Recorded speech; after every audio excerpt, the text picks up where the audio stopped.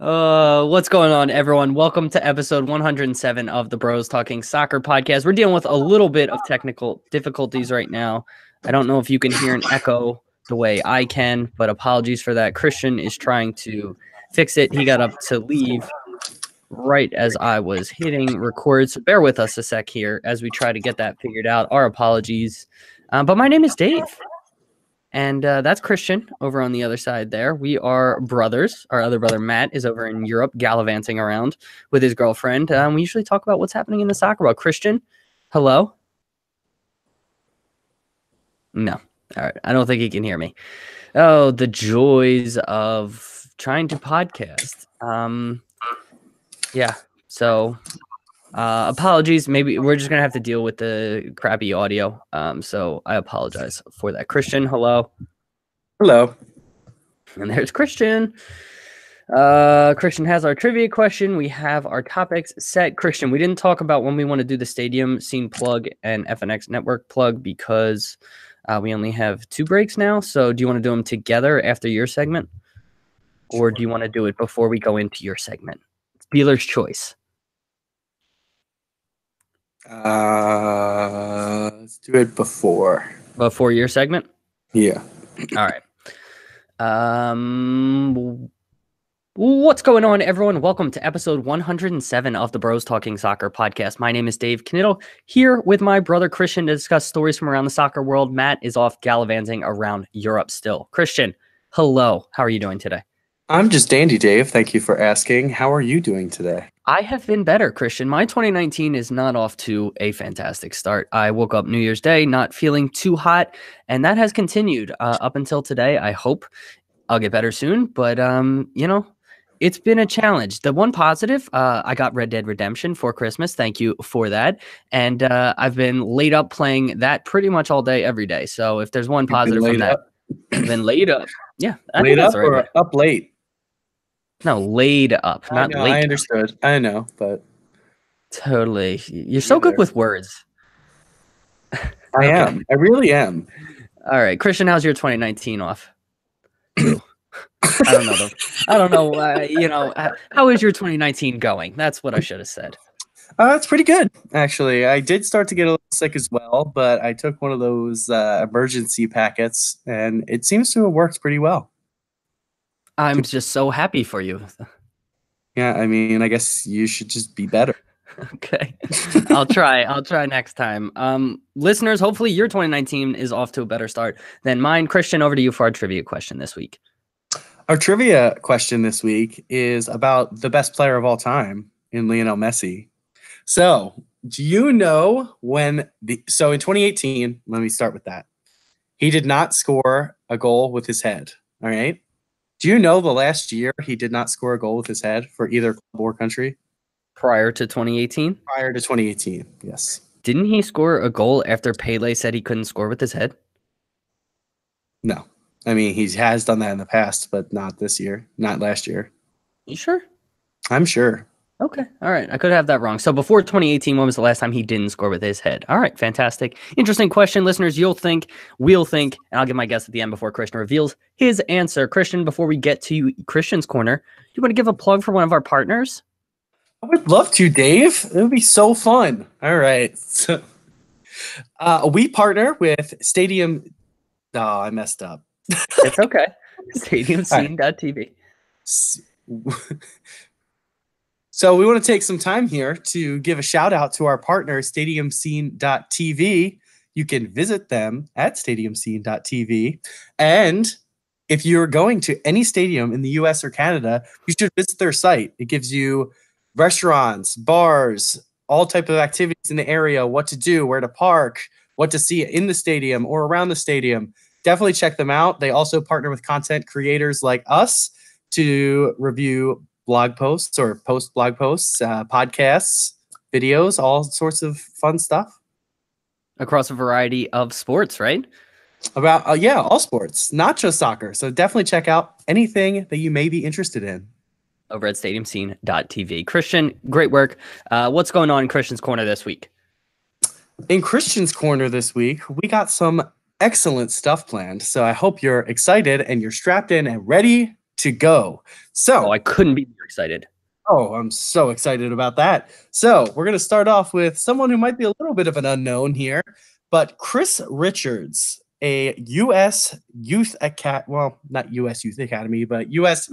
Youth International player, has just signed with Bayern Munich. Is this official as of yesterday, Dave? I believe that's when they announced it. Yeah, I think that's when I saw most of it on Twitter. Yes. So as of January 5th, I believe I saw the signing was completed. He signed with Bayern Munich. He is a center back. I assume that's where he's going to play over there, but I don't know. And this is a little bit of a surprise to me. I haven't really heard about him. He is an FC Dallas Youth Academy prospect. He's had a little bit, and I'm going to put that in quotes because I'm about to explain why. So Dave was doing quotes for those of you listening and not watching, but definitely check out the video because you get some extra content. Excellent plug, Christian. I just was reading his story, and he's from Alabama. He had a trial, it said, with FC Dallas. Originally, he said he went home and was really had trouble sleeping at night. I was reading about this story. It was crazy. And I think FC Dallas did officially sign him, and that's why they are getting the compensation for having him as a player. But it is a weird situation where I don't know if he really was in their academy and one of their star, he is a star player, but he almost was an afterthought for them. Dave, what do you think about this whole situation? Well, I don't know if he was an afterthought as much as he was a late discovery. So this happens a lot in MLS where I think the homegrown rules are a player just needs to be in your academy for 1 year before you sign them. And so a lot of times you'll see kids in their senior year of high school or maybe junior year of high school join an MLS academy, and then after only playing a year or two, they're eligible to sign a homegrown deal. So I don't know Richard's backstory, if he was a late bloomer or if he just wasn't on club teams enough to get, cited by a big MLS academy.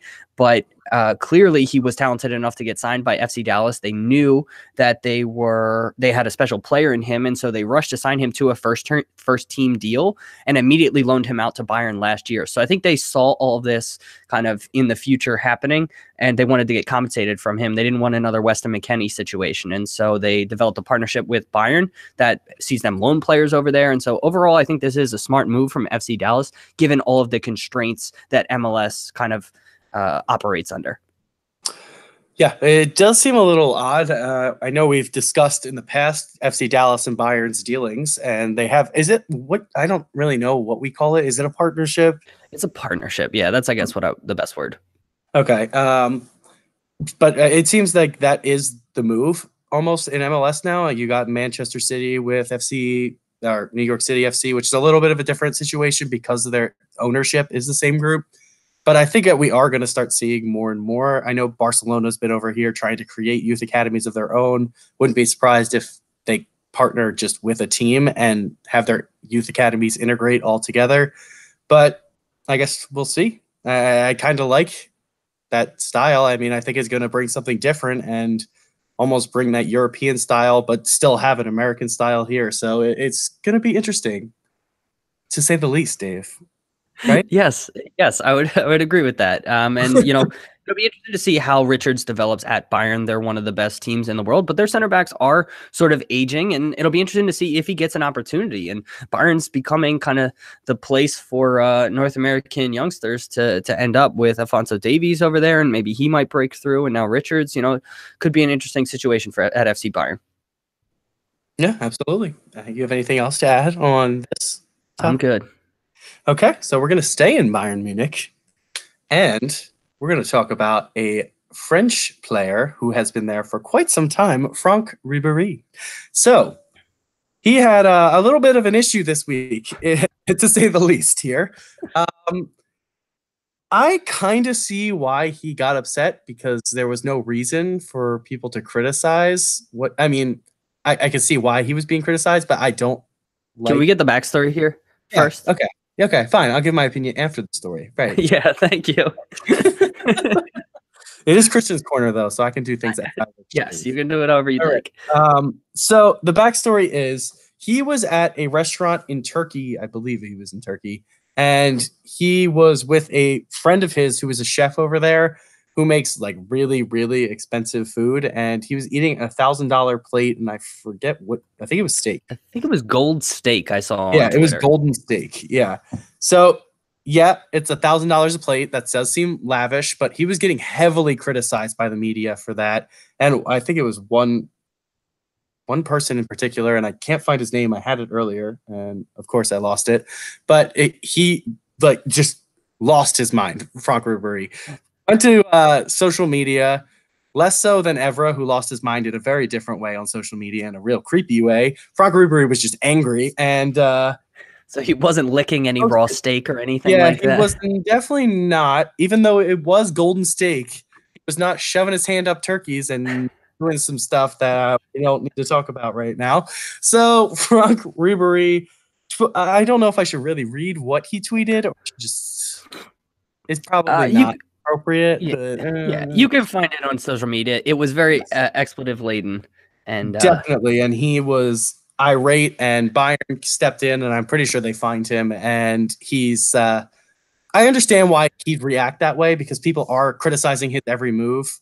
I don't know if he really needed to do $1,000 plate, but like if that's the cost of it, then and it's his friend who's a chef and he has the money to do it, he can do whatever he wants. So I don't really understand the need for the media to come and follow him when he's doing that. What do you think? Yeah, I'm in complete agreement. I mean, let him live his life. He can do whatever he wants to do. I mean, we see this all the time with players getting criticized over in Europe. You know, Raheem Sterling is one of the most well-known cases about just getting criticized for every single little move. I mean, that's the way that's the Christians not excited that I brought up Raheem Sterling. But that's just the culture over there, and it's sad to me. And that's why, I mean, quite honestly, that's why a lot of players do want to come over to America. Our media is not nearly as ruthless, particularly with athletes. I mean, maybe with some celebrities from Hollywood, specifically with soccer too. I feel like we don't really. Well, yeah, very true. But then on top of that, so switching gears a little bit, I mean, Ribery has had some. He's just. I mean, he's played his whole career kind of this way, just losing his mind with the media. Remember, he slapped a journalist recently. Like, I don't understand how he's gotten to, what is he, 35, 36, and, has interacted with kind of the media this way and hasn't sort of I feel like it's down. weird because there were people who get heavily criticized for the way that they react, and he's not one of the people that, like, their name gets thrown out there. Yeah, he just kind of skates by, like, behaving this way. And like you said, like, I don't think this is a huge story. I mean, honestly, I just saw on social media, like, pieces of this story. I didn't even have the full picture. So that's why I kind of asked you to explain. And so for me, this is a non-story. But then for him to react the way that he did, I think he kind of just needs to rise above it. Yeah, that would be my advice. Yeah, I would say at his age and maturity level, I guess, is what he needs to reach. He should not be reacting that way. I mean, he could just go into the media and say, I mean, it's ridiculous that people are following me and just like watching my move, but like, this is my friend. I was supporting him. Like, I wish that I would stop being like followed in every move. Like, and if he did it in a calm way, it kind of would have blown over and no one would have even heard this story at all. But because of what he did, now people know that he was doing that. Like, I feel like the world would not have known. Maybe German or even just Munich media would have brought this up, but I think this made it a world issue because of his tweet. Absolutely. Yeah. I mean, a lot of times the reason stories escalate or the reason stories become big is because people just escalate it. And if you just kind of take a calmer approach, take 10 minutes to think about what you're about to say before you tweet it or say it, that would do a world of good. So 10% is what happens. 90% is how you react to it. Oh, life advice over here. All right, so that was my last topic. Do you have anything else to add on this? I'm good. Christian Matt is sending us videos as we podcast live. Yeah. He's over in Munich. Oh, we're tying it all together here. Oh my God. It's actually Matt was the media guy. I just didn't want to mention his name. Yeah. Yeah, so that's all I have on this one. We're going to go to a little musical break and we will be right back with Dave's Dives. Awesome. Good stuff. What the hell is this? Christmas trees on the floor. Oh, he's at the Allianz. Oh, he's at the Allianz. Yes, I'm here. All right. So Matt makes an appearance on the podcast. All right. What's up, everybody? Wanted to give a plug for our partner, FNX.network, before we get to Dave's Dives. FNX.network is a website you want to check out that has stories, podcasts, and all different types of content about a variety of topics, not just specific to sports. They have entertainment, video games, lifestyle, tech, and more. All of that is available on FNX.network. Go check them out. All right. Cool. You ready? Oh, Dave, am I ready?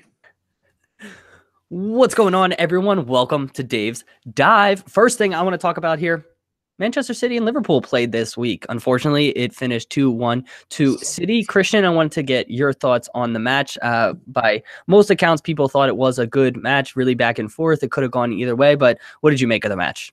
Well, I'd like to start by saying I did predict that scoreline exactly. Yes, you did. Pat on the back. That's good. And yeah, it really was an awesome game. And if I was a neutral, I think that game is one of the most entertaining games I've seen in a while. It was attacking for both sides. I think Manchester City deserved to win on the course of the game. I thought they were the better team. But if Mane could finish, the game would have been 1-0 early. It would have been a completely different game. And I think Dejan Lovren should no longer see the field for Liverpool because he was the obvious weak link of the 11 players. Obvious.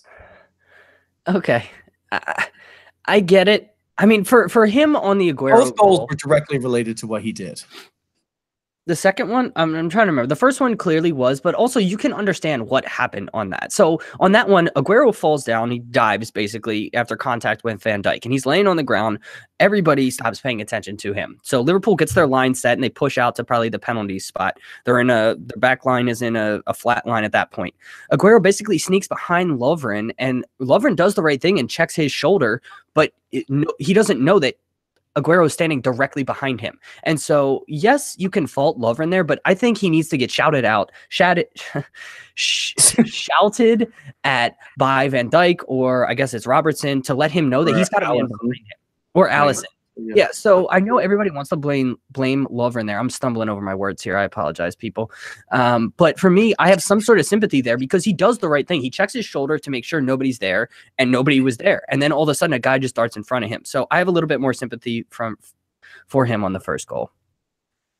Interesting. I don't. So I think on the first goal, what happened was he was checked and he was facing the ball. Didn't know Aguero was coming from his blind side. I agree. Someone should tell him that. But after Aguero makes that first touch, he just stood there and tried to block the far post. He has to close down the ball. He just kind of stood still and did not attack the ball when Aguero had a shot. Yes, the shot is absolutely world-class from a striker of that quality. It's incredible that he made that. But I think Lovren just gave up on the play, and that's how it looked. Okay, I don't think he gave up on the play. I think he was coming from a standstill, and Aguero's moving, and so he has a lead on that front. And then as a defender, you have to take away the far post if you can't get to the ball. And so he kind of did his job. And Allison's supposed to cover the near post if Lovren can take away the angle for the far post. And so I don't really fault Allison on it. I think it was just a good goal by City, and sometimes that happens. Yeah, I think that was the play where Lovren got burned by Sané earlier, right? Or no? Correct. Yeah, and so if you want to fault him for anything, it's that, and that's one of my biggest issues with Lovren, and talk about it with David Luiz. They just rush into tackles rather than thinking about positioning and what makes sense. They're just so set on winning the ball rather than trying to play a game where thinking 2 or 3 steps ahead. And so for me, if you want to fault him for anything, I would fault him for that. I think he is clearly our 4th best center back at this point. I don't know if you really can argue that. And once the other 2 are healthy, we might not see him for the rest of the season.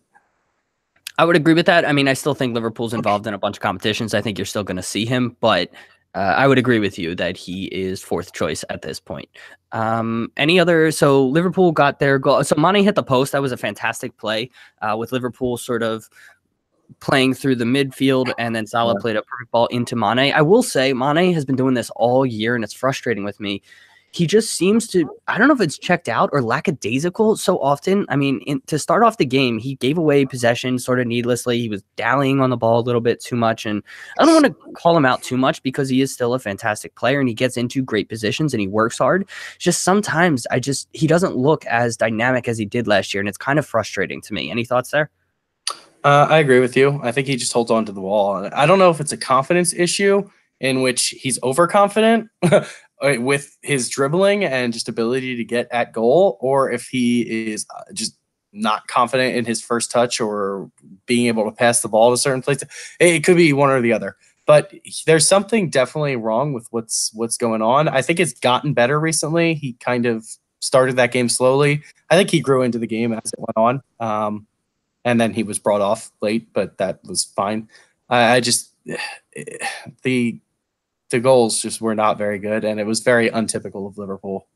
Yeah, so in the second half, Liverpool gets a good period of play. They had a good period of play in the first half too. But on Liverpool's goal, it starts with, at least where I sort of remember things picking up, it starts with Trent Alexander-Arnold pinging a ball probably 50 yards across the field right to Robertson's foot. And then it cycles back around and gets back to Trent Alexander-Arnold, who cuts in onto his left foot, which you don't see too often. And he sort of floats the ball in with his left foot, which I think took City by surprise, because you don't see those crosses too often, especially ones that aren't claimed by a goalkeeper. And not blaming Ederson, because I don't think he should have come for that one, but it just threw everybody off.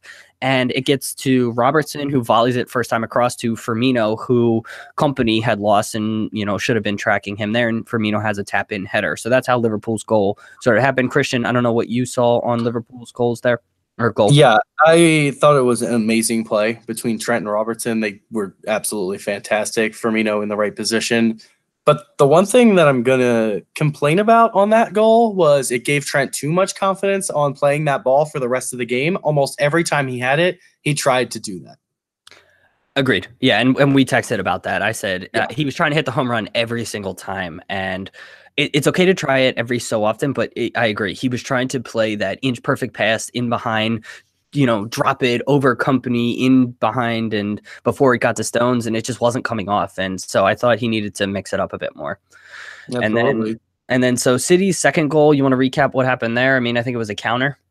It was a counter, and Trent Alexander-Arnold was higher up the field, so Lovren had to cover for him and got burned by Sané again. And Sané hit it pretty much. Well, actually, no, I think Trent did eventually get back and was covering him, but it deflected off the bottom of Trent's foot, went right into the far corner. I don't know if did it hit the post? I think it did. Yeah, it did. And it could not have been more inch perfect of a deflection to go in. And I think it was going to be on target anyway, but Allison may have had a hand to it. If it was, it just took it slightly out of reach. It's tough. Counterattacks happen, but the Liverpool actually were enjoying probably their best spell of the game at that point and just took the air out of the Liverpool attack.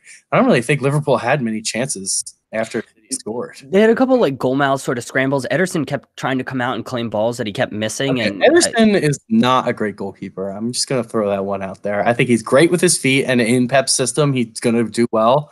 But similar to Valdez, I think they just make mistakes, but they're ball-playing goalkeepers. That's fair enough. Yeah, the decision making isn't the greatest, and maybe positioning and isn't the best, but they fit Pep's system, and so they'll thrive in that. We sort of skipped over the Company situation. We have that as a listener question later, so we'll come back to that in our listener questions segment. Last thing I wanted to highlight: did you see the video of Mendy running onto the pitch after the match on social media? I did not. So Mendy goes running out onto the pitch, and he's in street clothes because he's not, because he's injured, and security staff goes running after him. And they realize as Company's sort of hugging players that he is supposed to be there. And so they tried to play it off so cool where they just kept running, and then they go over to shake the referee's hand. But you could tell kind of how they reacted that wasn't their initial goal. So that was really funny there. So yeah, I wanted to call that out, and people on social media, if you saw that, hope you enjoyed it. Anything else? We'll retweet it, huh? Yeah, I think I already did retweet it, but that was the last thing. Check out Bros Talking Soccer on Twitter. All right, there you go. Yeah, at BT Soccer Pod. All right, next thing I wanted to talk about is the situation with PSG and Barcelona signing players that were targeted by the other or had played there. So PSG are now the front runners to sign the Ajax duo of, I think it's Frankie de Jong, or is it Frankie de Jong? I don't know exactly how he pronounces it. And Matthias de Ligt. Is it Matthias? They're, I believe, a center midfielder and a center back. They're two of the highest rated highest rated youngsters in the world right now, playing at Ajax. And most people assume that they would end up at Barcelona, but PSG seems to be a front runner to come in and sign them. And then Adrien Rabiot, who is the tall PSG midfielder who is very talented. I think he's 23 or so, seems to have signed with FC. First name? Adrian? Yeah. I believe so.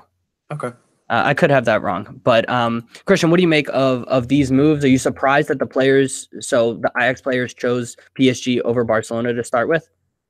I don't know if nothing's official, so I really don't want to say anything like definite yet. But I think PSG are a risky one just based off of the fact that they don't really produce any youth players. They've only ever bought players.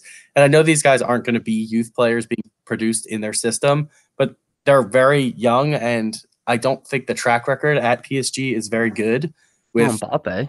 Young. What? Mbappe. I mean, Mbappe was a La Ligue or a Ligue 1 star already when they bought him. Fair enough. Young, but he was in that league already, and he is also one of the best young players in the world. I know these two are rated pretty highly, but they're also playing in the Eredivisie, and it's hard to really compare that to one of the top 5 leagues. I know this is probably the lowest, in my opinion, of the top 5 leagues in terms of overall quality. Not saying it's not a great league and they're not competitive, but I think that this is maybe the right step in terms of just getting used to the upper echelons and trying to compete in the Champions League for actual position in a starting team that can push the front runners and go all the way. But I would be shocked if they both end up at the same club. I just don't see that happening. I think Barcelona will get one. I heard Man U is probably going to get De Jong, which whatever. I don't. Ugh. But I think that they're just both going to be very, very good players. I don't think that they're like the next Eriksen or anything, but I really do think they're going to be good players. So why do you think De Jong would choose Man U over PSG? I mean, PSG's situation is so much more settled. They have, commitment to getting the best players in the world. Not that Manchester United doesn't, but they just haven't been able to attract, those players. It seems like in recent seasons, all the turmoil that's happening in the front office, I think it would be a wrong decision to go to Man U over Barca or PSG. I mean, I hope he doesn't go to Man United. I just heard that rumor. I don't think that they're going to end up there. I think it will be Barcelona and probably PSG, but I wouldn't be surprised if someone like Juventus or Napoli came in as well. Wouldn't be surprised if we start to hear teams like Everton start to get thrown around where they will be starters, but they won't be competitive in a top. I just don't know. I think that they have too much hype already for a team like Everton, and even Juve. Juve doesn't subscribe to buying into like a lot of the hype. They get players on the discount. It seems like they're going after Aaron Ramsey. Like those are the type of signings that Juve seems to make outside of the Ronaldo signing. It seems like they don't get caught up in the hype of youth players, which is a good business decision from my perspective. The other thing is Barcelona has sort of proven they just keep stockpiling midfielders. And the one thing that De Jong might have, at PSG is an opportunity to get into the first team rather than just be stuck behind a ton of other players. At center back for De Ligt, I think Barcelona does have, some need there. And so it might make sense for him to go there. But that's the one I really think will end up at Barcelona. But I would love to see him and Van Dijk partner together, the two Dutchmen. Have Liverpool even been rumored for him? No, but I'm also very happy with Gomez right now if he can stay healthy. Got it. And so we sort of glossed over Rabiot to Barca. What do you think of that move? I mean, it's clear, and we all knew it was coming. He was refusing to play, and PSG weren't going to play him until he signed a contract. He's going to be moving for free. I think it's good business for Barcelona to get him in the summer. I really don't rate him that highly. I don't know really what the point of the move was. I don't think he's a direct replacement for any of their star players. I think that Verratti was clearly what they wanted all along, and they never got him. But I guess Rabiot is going to come in and just add to the depth. I don't think he's going to be a starting like star Barcelona type of midfielder. Yeah, he's always been confusing to me as well. I think he is a controlling midfielder that I don't see him get forward. I haven't checked the stats, so I could be wrong on this, but I can't recall too many times where he scores a goal or plays the final pass, or makes like a last-ditch defensive tackle. I think a lot of times he's sort of connecting. A lot of times he's in good position. He's got great work rate. He plays defense, and so he's kind of a traditional sort of box-to-box midfielder, and I feel like he's got the size and strength that maybe they can combine that with a lot of their technical players, and he might fit in there. So maybe that's what they're thinking. I mean, yeah, they were trying to get Pogba at one point too, so I guess it's a similar type, but just not as good. Yeah, fair enough. Anything else on that before we get to the last thing I wanted to talk about? No.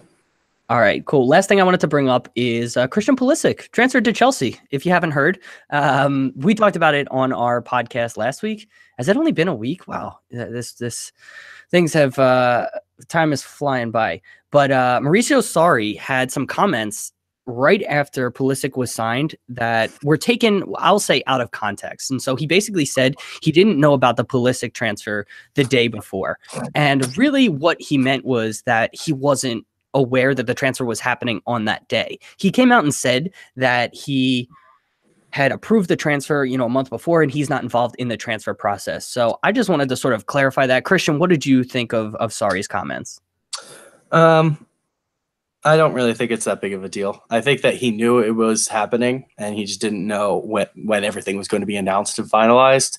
I don't think there's any real issue with it. He knew exactly what was going to happen. They were going to buy him. They were going to loan him back for the rest of the year, and he was going to come in the summer for his first preseason with the team. I really don't think it's anything big.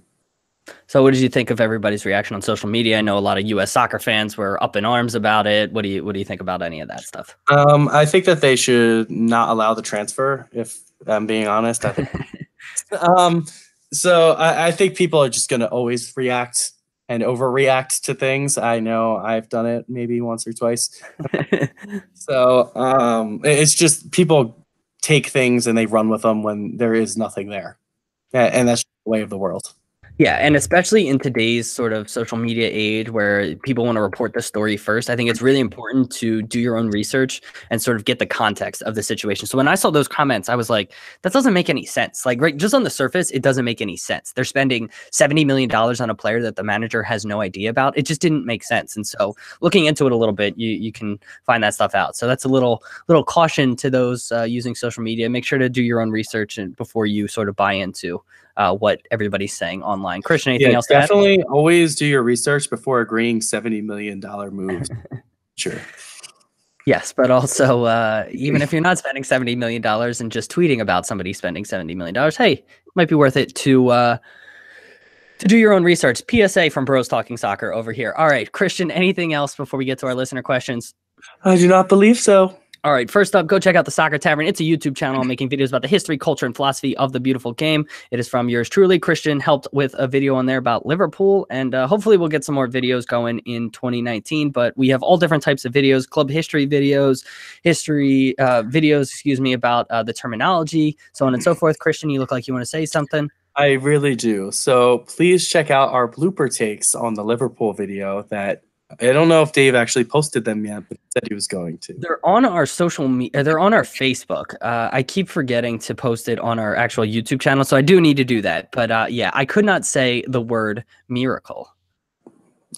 And just go check it out. You waited just to see, did I say it right or not? Yeah, so. I know. I was double checking. But all right, that's enough plug for the Soccer Tavern. Let's get to the actual podcast. So first up, Paul McGarrigy at Paul McGarrigy on Twitter. He has a bunch of questions for us. So first up, with Bournemouth signing Klein and Solanke, do you think they'll have enough to finish in the top 10? Christian? I really just haven't seen enough from Solanke to prove to me that he's going to be a striker for them. I think that they still have Josh King and Alan Wilson as their two go-to center forwards. So I'd be really surprised if Solanke helps with that. He would just be depth if they absolutely needed somebody. And I think he's a good player, but he's nothing that's going to change the team. And I think that Nathaniel Klein is a very, very good signing for them. I think this is huge for his career. I'm happy we didn't sell him, we being Liverpool. I think that he does have a future still. I think Trent will eventually move into the midfield and Klein could go back to right back. I don't know if he will ever be the starting right back for Liverpool again. I do rate him very, very highly defensively. He just doesn't have it going forward. But for Bournemouth, I think he'll fit in perfectly. And I'd say even without these signings, I thought Bournemouth still had the potential to finish top 10. I really rate Eddie Howe, and so these only strengthen the squad. Christian, real quick, what did you make? Did you see Neil Warnock's comments about Nathaniel Klein and the transfer? I did. Oh, what did you make of those? So for those who don't know, just real quick, Neil Warnock claimed he had an agreement with Liverpool to sign Klein in the transfer window, and they signed him somewhere else. So he called Liverpool and Nathaniel Klein a disgrace. So that's just a little context. Christian, thoughts? You know what's a disgrace is Cardiff City. They are not good. So I think that shots fired at Cardiff City. yeah, I mean, if you're gonna come at my club, I'm gonna come at you like a spider monkey. So I think that Nathaniel Klein, yeah, if you have an agreement, whatever.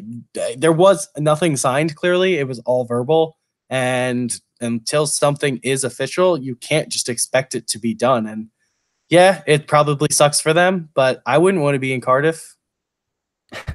Yeah, I mean, the other thing is Warnock said he passed up on 2 players, and so you can kind of feel for it. I mean, I'm somebody who really values people that follow through on what they say, so I can understand his frustrations. I don't know if he should have come out and called Klein and them a disgrace, so we'll leave it at that. All right, next question. Switching gears here over to MLS. Again, Paul McGarrigy with the question.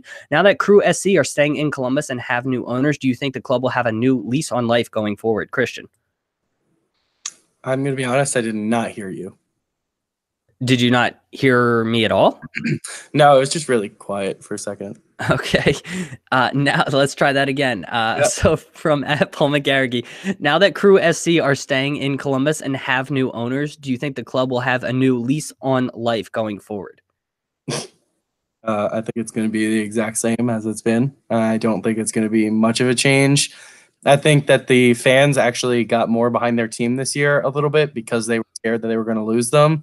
But I think it's just going to go back to the way that it always has been in Columbus. And I hope that that whole state just like falls off the earth. All right. So Christian is a Penn State fan and has a vendetta against Ohio State. So for those who don't know what the hell he's talking about there. For me, I couldn't disagree more, Christian. They've gone out and they've signed Caleb Porter as head coach and brought in Tim Bezabachenko to run the front office. Bezabachenko, if that's how you pronounce it. I could be pronouncing that wrong. But he has been with Toronto FC the last few years, helped build them into a powerhouse in MLS. And clearly the new owners are committed to this club and they're building a downtown stadium. I completely disagree and think that they do have a new lease on life going forward, which upsets me in the Eastern Conference being a Philadelphia Union fan. So people of Columbus should be very excited about this. Anything else, Christian?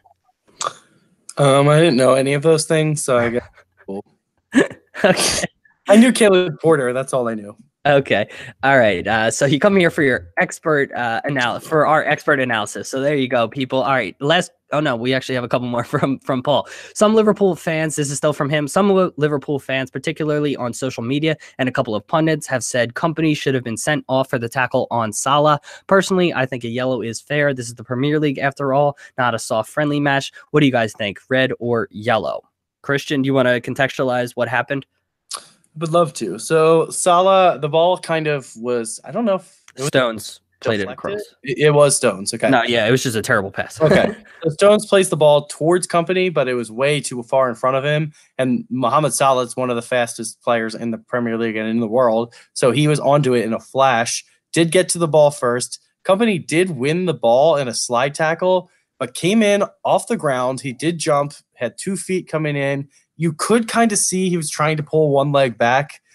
I don't think he was trying to injure Salah. He was just trying to make sure he didn't get by him and make sure that the ball was like he could not allow it. Yes, I could see it be given as a red, and I have seen it given as a red in the past, but I do not think it should be. I think a yellow is a fair call there. I think it's a very dangerous tackle, but I do not think he was endangering the safety of an opponent, which is the rule, yes. So I agree with Christian. So 2 Liverpool fans agreeing should have been a yellow there. Not much else to say. All right. I think this might be the last question. Yeah, last question from Paul here. Given that David Villa has left NYCFC, and the number of big name DPs from Europe has dropped off recently, with the exception of Zlatan and Rooney. Which big name players would you realistically like to see join MLS from Europe this season? So he has a couple names if this helps. So he'd say Gary Cahill, Samir Nasri, Petr Cech, and Arjen Robben. Christian? The ones I have to choose from? No, those are just his. You can pick others. Okay. Robin was actually one of mine. I think that would be really cool. I think that the Union are missing a winger right now, so that'd be sweet. I think he's a very, very good player. Yeah, he's aged and he's a little slower, and he has become a little injury prone, but I actually think he's less injury prone than he was when he was younger. I think he would be an awesome player to have over here. He is still selfish, so it would be interesting to see how he would do here, but I think he would be the star of the show, so I mean, it wouldn't really matter. Another player, I don't know. I still want to see Peter Crouch over here. I'm just going to keep throwing that one out here. I just love Peter Crouch. Yeah, that would have been awesome. So for those who may not know, the Union actually were rumored to be going after him. The Union are the team Christian and I support in MLS a couple of years ago. And so, man, that what would have been, man, that would have been amazing to see happen. But unfortunately, it didn't. I'll go with Robin as well. I don't know about the others. None of them seem to really interest me that much. So, yeah. What about someone like Andy Carroll? I feel like that would be an... Oh, man. That Andy Carroll and Breck Shea on the same team. Like, I just feel like they would get along. Like maybe Atlanta United if they need a backup striker or something like that. Locks of hair, you know? Yeah. Yeah, that might be an interesting one just for the content stuff off the field. Anything else, Christian? I do not believe so. All right, next question from @It's a Deal. That's our friend Drew. Who's been the biggest surprise in the Premier League this season, whether it's players or managers? Christian? Oh boy. I want to say Mourinho, but nah, he wasn't a surprise. That was exactly what I'd expect. I don't know. I think Sarri has surprised me. I think he's a better manager than I gave him credit for coming into the year. I think that Chelsea have kind of fallen off a little bit recently, but they started so well under him, and I think that he brought a new style of play. I think Hazard is one, and I hate that I'm still on Chelsea right now, but I think Hazard is another one who kind of stepped up this year a little bit more. I think he, again, has fallen off recently, but he has been the star for Chelsea, and I think this is his farewell tour.